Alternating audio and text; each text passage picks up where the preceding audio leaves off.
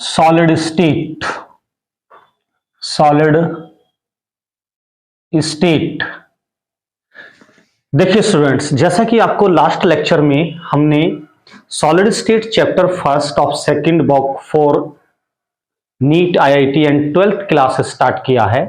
हमने last lecture में यानी कि लेक्चर फर्स्ट में आपको इसमें सॉलिड्स क्या होते हैं, types of solid, it's characteristics, isotropy, anisotropy, ठीक है ना, ये चीजें हमने आपको डिस्कस की, ठीक है ना। आगे आज हम नेक्स्ट टॉपिक डिस्कस करते हैं हम इसमें सॉलिड्स में। देखिए सबसे पहली बात है, जो नेक्स्ट टॉपिक है difference between crystalline and non crystalline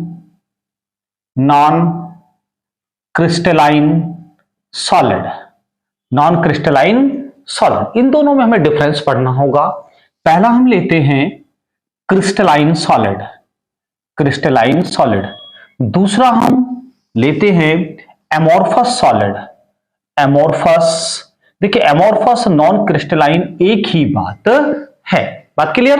देखिए सबसे पहले जो क्रिस्टलाइन सॉलिड है, इसमें जो कॉन्स्टिट्यूएंट पार्टिकल्स हैं, जो कॉन्स्टिट्यूएंट पार्टिकल्स होते हैं, कॉन्स्टिट्यूएंट पार्टिकल्स कौन कौन से होते हैं? ये आपके पास एटम हो सकते हैं, ये मॉलिक्यूल्स हो सकते हैं, मॉलिक्यूल्स और आयंस हो सकते हैं।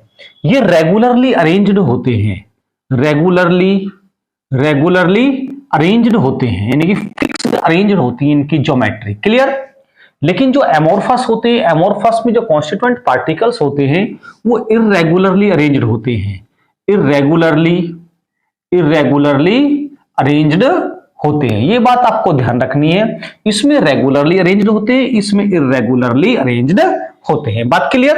देखिएगा नेक्स्ट पॉइंट होता है जो इंपॉर्टेंट पॉइंट है दूसरा, इसमें लॉन्ग रेंज ऑर्डर होते हैं। लॉन्ग रेंज ऑर्डर यानी कि जो बॉन्ड बनते हैं वो काफी लॉन्ग रेंज के होते हैं, स्ट्रांग होते हैं, ठीक है ना। इसमें शॉर्ट रेंज ऑर्डर होते हैं, शॉर्ट रेंज ऑर्डर। बात क्लियर? शॉर्ट रेंज यानी कि वीक बॉन्ड बनते हैं इसमें, एमोर्फस सॉलिड्स में इजीली ब्रेक हो जाते हैं। दूसरी बात, तीसरा पॉइंट क्या है कि इनका जो sharp melting and boiling point होता है, क्रिस्टलाइन का sharp melting and boiling point होता है। शार्प का मतलब मैं कह सकता हूं कि इनका जैसे 140 डिग्री सेल्सियस, ठीक है जी, या 220 डिग्री सेल्सियस या 320 डिग्री सेल्सियस। क्लियर? कोई भी एक डिजिट में होगा, शार्प मेल्टिंग पॉइंट होगा। बट एमोर्फस सॉलिड जो होता है उनका रेंज में हो सकता है, कह सकते हैं कि 120 से 140 डिग्री सेल्सियस हो सकता है, या 520 से 540 डिग्री सेल्सियस, यानी कि बीच में कहीं वेरी करता है, एक रेंज में होता है। इनका शार्प मेल्टिंग पॉइंट होता है क्रिस्टलाइन का, और एमोर्फस का होता है एक रेंज में होता है। बात क्लियर? चलिए नेक्स्ट पॉइंट जो होता है कि आपको मालूम भी है इनकी डेफिनिट शेप और ज्योमेट्री होती है, बट इनकी शेप तो डेफिनेट होती है लेकिन ज्योमेट्री शेप फिक्स नहीं होती, ज्योमेट्री चेंज हो जाती है। ज्योमेट्री आपने देखा होगा कि प्लास्टिक को हम कहीं खींच दे तो ज्योमेट्री चेंज हो जाएगी, दबा दे तो भी ज्योमेट्री चेंज हो जाती है बच्चों। बात क्लियर? नेक्स्ट पॉइंट है, आपने देखा होगा क्रिस्टलाइन पर कौन एप्लीकेबल होता है? एनआइसोट्रॉपिक इन नेचर होते हैं, एनाइसोट्रॉपिक। और ये क्या होते हैं बच्चों? आइसोट्रॉपिक इन नेचर होते हैं। अक्सर क्वेश्चन आया हुआ है, आइसोट्रॉपिक इन नेचर होते हैं, ये वाले आइसोट्रॉपिक इन नेचर होते हैं। बात क्लियर? एनाइसोट्रॉपिक का मतलब क्या होता है? देखिए आइसोट्रॉपिक का मतलब होता है जैसे थर्मल एक्सपेंशन, इलेक्ट्रिकल कंडक्टिविटी। आई बात समझ में? ये एवरी डायरेक्शन में सेम होते हैं, किसी भी कंडीशन में प्रॉपर्टीज सेम होती हैं, चेंज नहीं होती। लेकिन एनाइसोट्रॉपिक यानी क्रिस्टलाइन सॉलिड्स की ये properties, thermal expansion, electrical conductivity, refractive index, ये धीरे धीरे एवरी डायरेक्शन में अलग अलग होती हैं, चेंज हो जाती हैं। बात क्लियर होगी? अब देखिएगा इनकी जो होती है फिक्स हीट ऑफ फ्यूजन होती है, फिक्स हीट ऑफ फ्यूजन होती है। और उनकी हीट ऑफ फ्यूजन फिक्स नहीं होती, वो भी एक रेंज में वेरी करती है। बात क्लियर? अच्छा, इनको कहते हैं दे ट्रू सॉलिड। क्या कहते हैं बच्चों इनको? True solid. और इनको कहते हैं जूडो सॉलिड। क्या कहते हैं? Judo solid. इनको जूडो सॉलिड, जूडो सॉलिड, और इनको बोलते हैं ट्रू सॉलिड। क्या बच्चों? True solid. एग्जाम्पल देख सकते हैं हम लोग। एग्जाम्पल में आप इसमें NaCl ले सकते हो, शुगर ले सकते हो, कोई मेटल ले सकते हो। क्लियर? इसमें SiO2 ले सकते हो, इसमें आप प्लास्टिक ले सकते हो, एमोर्फस में प्लास्टिक, इसमें गिलास ले सकते हैं आप लोग, इसमें रबर ले सकते हैं, एक्सेट्रा। बहुत सारे एग्जाम्पल्स हो सकते हैं। तो ये था हमारे पास डिफरेंस बिटवीन। देखिए स्टूडेंट्स, अब हम लोग डिस्कस करते हैं types of crystalline solid. Types of crystalline solid, देखिए ध्यान से students. Types of crystalline solids जो होते हैं कि according to the binding force, किन क्रिस्टलाइन सॉलिड्स में कौन कौन से बाइंडिंग फोर्स होते हैं, on the basis of binding force crystalline solid जो होते हैं हमारे पास 4 टाइप्स के होते हैं। पहला टाइप्स हमारे पास कौन सा हो सकता है? आयोनिक सॉलिड होते हैं। नंबर 2 मॉलिक्यूलर सॉलिड होते हैं। तीसरा कोवेलेंट सॉलिड होते हैं। और लास्ट होते हैं मेटेलिक सॉलिड। यानी कि on the basis of arrangement of constituent particles and binding force, यानी कि उसमें बाइंडिंग फोर्स कौन सा है। जैसे आयोनिक है, इसमें बाइंडिंग फोर्स अलग होगा, कोवेलेंट है तो बाइंडिंग फोर्स अलग होगा, और इसमें मॉलिक्यूलर सॉलिड्स हैं तो कोवेलेंट फोर्स अलग होगा, और मेटेलिक हैं तो कोवेलेंट फोर्स अलग होगा। यानी कि on the basis of binding force crystalline solids are of 4 types. पहला डिस्कस करेंगे हम आयोनिक सॉलिड। क्या बच्चों? Ionic solid.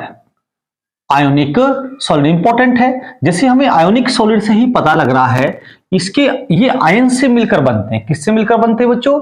आयन से मिलकर बनते हैं। सबसे पहली बात तो ये आयन से मिलकर बनते हैं। दूसरी बात, इनमें स्ट्रॉन्ग इलेक्ट्रोस्टैटिक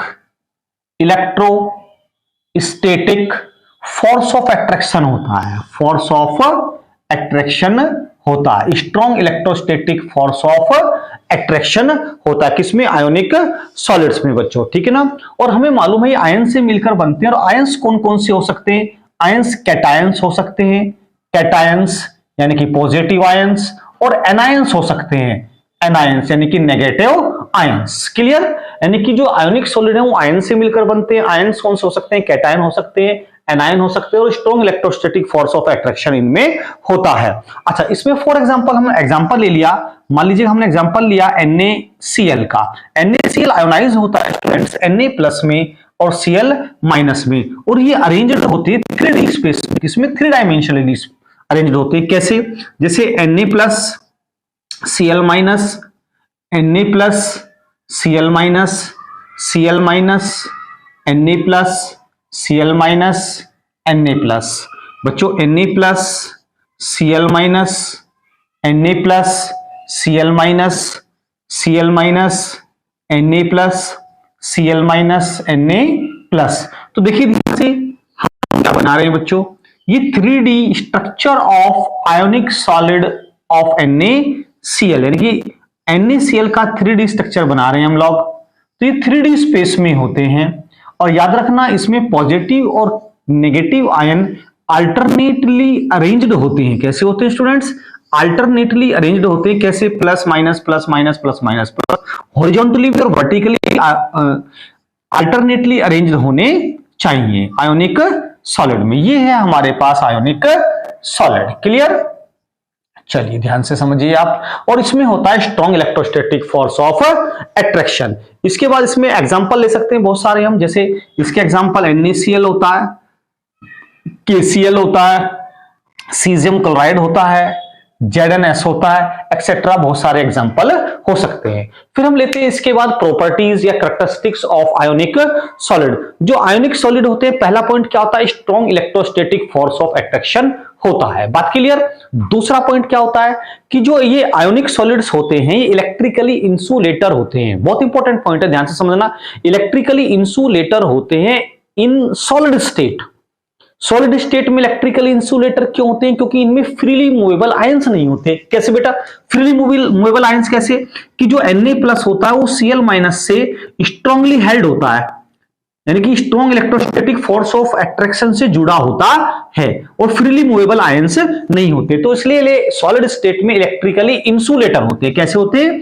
इंसुलेटर होते हैं, इंसुलेटर होते हैं। इनमें इलेक्ट्रिसिटी फ्लो नहीं हो सकती। बट इन एक्वस सॉल्यूशन, इसमें बच्चों एक्वस सॉल्यूशन में अगर हम इसको वाटर में डिसॉल्व कर दें तो वाटर क्या करता है? Na+ को अलग कर देगा और Cl- को अलग कर देगा, यानी कि फ्रीली मूवेबल आयंस आ जाएंगे और ये इलेक्ट्रिसिटी फ्लो हो जाएगा और इलेक्ट्रिकली कंडक्टर हो जाएंगे। तो पॉइंट हमें क्या मिला कि सॉलिड स्टेट में इलेक्ट्रिकली इंसुलेटर और एक्वस सॉल्यूशन में इलेक्ट्रिकली कंडक्टर होते हैं। कौन? Ionic solids. बात क्लियर? दूसरी बात, एक पॉइंट और है कि ये पोलर सॉल्वेंट में डिसॉल्व हो जाते हैं और नॉन पोलर सॉल्वेंट में डिसॉल्व नहीं होते। देखिए जितने भी आयोनिक सॉलिड्स होते हैं these are polar in nature, और पोलर पोलर में डिसॉल्व होता है, नॉन पोलर में डिसॉल्व होता है। हम कह सकते हैं एक point like dissolve like, unlike dissolve unlike, जैसे कि हम नेक्स्ट चैप्टर सॉल्यूशन में आपको पढ़ाएंगे like dissolve like, unlike dissolve unlike. यहां भी वही पॉइंट लगता है कि पोलर पोलर में डिसॉल्व होते हैं, नॉन पोलर में डिसॉल्व होते हैं। एक बार समझा देते हैं आपको पोलर होते क्या है। NaCl है, दो पोल आ गए ना, पॉजिटिव पोल और नेगेटिव पोल, यानी कि आयंस में आयोनाइज हो गया। दूसरा वाटर में इसको डिसॉल्व करो, वाटर भी पोलर होता है, किसमें? H+ में और OH- में, यानी कि सॉल्ट आयोनिक सॉलिड्स वाटर में डिसॉल्व हो जाएंगे because water are also polar in nature. बात क्लियर होगा? अच्छा नेक्स्ट पॉइंट क्या है कि अगर हम टेम्परेचर इंक्रीज करें तो इसकी आयोनिक सॉलिड की इलेक्ट्रिकल कंडक्टिविटी इंक्रीज हो जाती है, अगर टेम्परेचर इंक्रीज करते हैं। कोई दिक्कत तो नहीं बच्चों? तो मैं समझता हूं कि आज का लेक्चर आपको समझ में आया होगा और कल हम कल नेक्स्ट लेक्चर में जितना आपको पढ़ा है 2 दिन का, इसके ऑब्जेक्टिव भी डिस्कस करेंगे। अगर आपको वीडियो पसंद आई है तो उसको लाइक कीजिए, शेयर कीजिए, चैनल सब्सक्राइब कीजिए। धन्यवाद, मिलते हैं नेक्स्ट वीडियो में।